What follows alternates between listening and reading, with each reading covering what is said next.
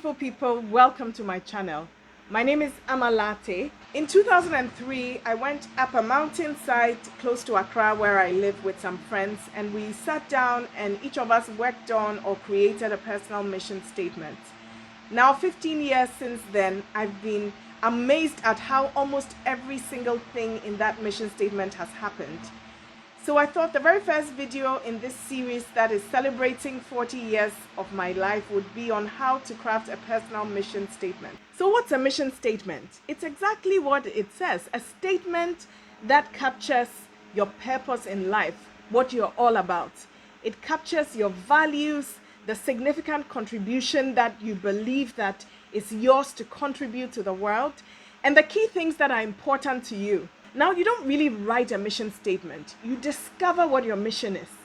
It's like a bit of a puzzle, a blueprint deposited inside you that you discover.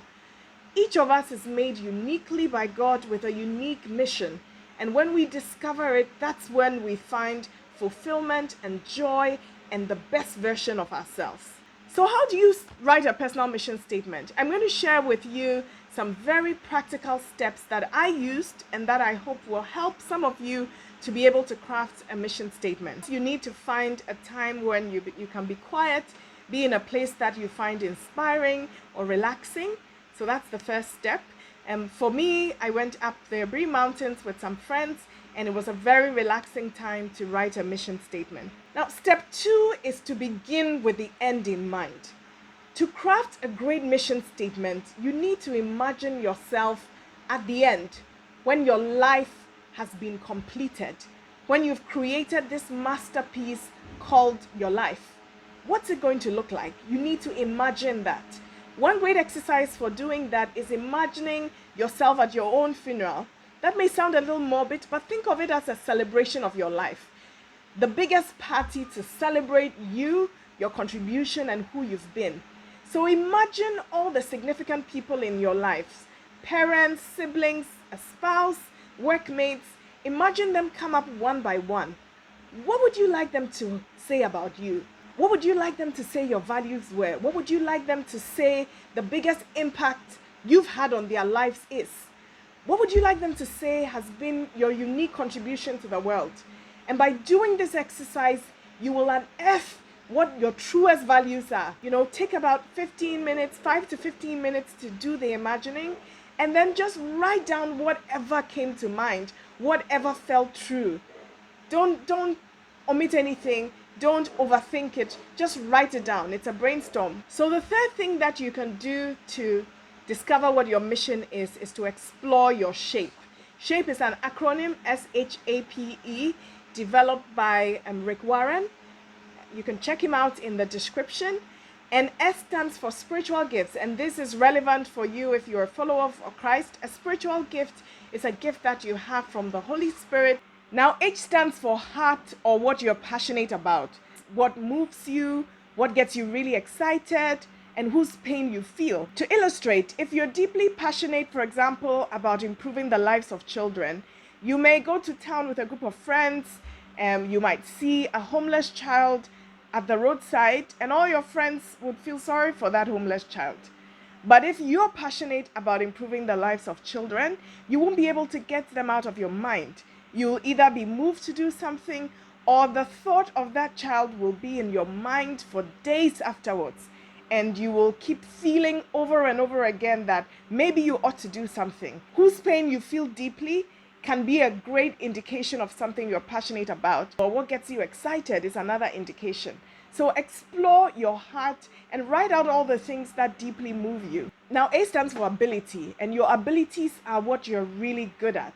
These could be natural gifts that you've always had, or new things that you've learned that you're really good at. God gave you these abilities so you could use them, and it's in focusing on the things that you're gifted in or you're really good at that you have the biggest opportunity to impact this world. Now, P stands for personality, or your character, who you are inside. Some of us are introverted, others are extroverted, some of us are very artistic, creative, expressive, some of us are more internal. Your personality gives a clue as to some of the things that are in your mission or purpose. Now, E stands for your experiences. You're a unique and special person who has had really unique experiences. Some of them have been amazing, great experience, and some of them have been painful. But each of those experiences, especially those that have been really defining in your life, give you a clue as to what it is you're meant to do. So if you've undergone a lot of trauma, out of that experience could come deep empathy and ability to connect with others who are going through trauma. So explore your experiences and ask yourself, are there any of these experiences that I think put me in a unique place to contribute in a special way? So that's your shape. It's an exercise to get more data about yourself, more information to put together into your mission statement. By the time you finish these 2 exercises, you should have a long list of things. Step number 4 is to write a first draft. This captures your values, the things that are important to you, and what you believe your significant contribution to the world is. Now, your mission statement could be short, just a few sentences, or really long. It all depends on you. It's your mission statement, and its goal is to inspire you and direct you. My mission statement ended up being 2 pages long because I'm quite a writer, but I ended up also creating a summarized paragraph that I could read more often and really engage and remember. When you're writing the first draft, don't think too much about the length. It could be short, it could be long. At this point, you just want to capture all your ideas in one place. One important thing to remember is not to edit whilst you're writing the first draft. This is something that I learned from my brother, which is when you edit and write first drafts at the same time, you kind of get a mental block. The thing about a first draft is it's a first draft. You're going to have many opportunities to revise this. So don't overthink it. Try and just look at the 2 exercises you've done and capture your values in some form. It doesn't have to be perfect. Don't think about it, just keep writing. Many people get a block when they are writing because they are trying to write and edit at the same time. It's better to just write whatever you're thinking, write full sentences when they come to mind, and then go to the next sentence and finish that first draft before you begin to edit. Step 5 is to edit your mission statement. You've written a first draft, and now you want to turn it into a statement that really inspires you. Editing is about asking yourself, what feels true, what should stay, what doesn't quite feel right, what should I take out, and what's missing. So read the mission statement and begin to play with it, move it around. It's supposed to inspire you. So when you read it, it should make you happy, it should make you inspired, it should make you feel like, yeah, that's the best version of myself. That's the person I want to be. One tip for editing is sometimes to just leave the mission statement for a day or 2 and then come back to it.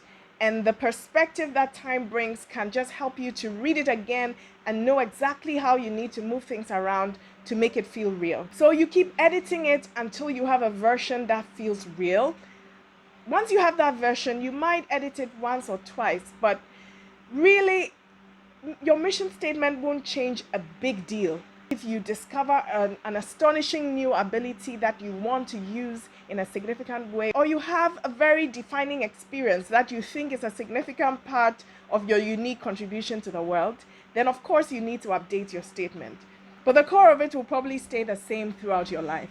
Now, step 6, of course, is to read it daily, to actually use it as your daily compass, and to set smart goals and plans that enable you to execute the mission. I'm going to do a second video on how do you execute your mission, how do you set these goals and plans, what happens when you find that you're off mission, etc. I have to be honest, I myself have not read my mission statement every single day, and there are probably few people who've done that.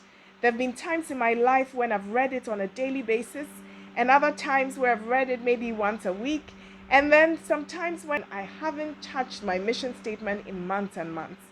But even in those times, just having gone through this exercise of asking myself, what are my values?